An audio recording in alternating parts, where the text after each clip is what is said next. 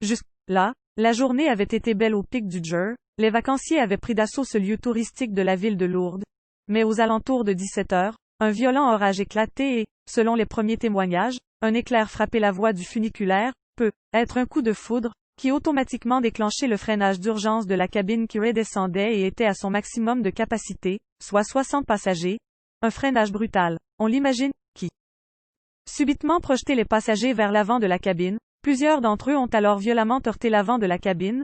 Selon un premier bilan, 14 personnes ont été blessées, dont 2 grièvement.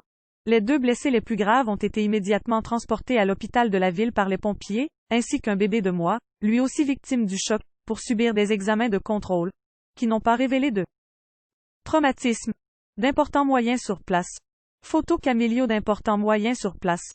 Photo Camilio l'autre blessé, plus léger. On entendait parler d'une arcade sourcilière ouverte, d'une épaule déboîtée, ont été traités dans une sorte d'hôpital de campagne installé dans l'urgence par les pompiers dans une salle de la maison de la connaissance du risque sismique, une sorte de sas pour permettre aux secouristes d'évaluer la gravité des blessures de la douzaine de personnes, avant de décider de leur éventuel transport vers un établissement de soins.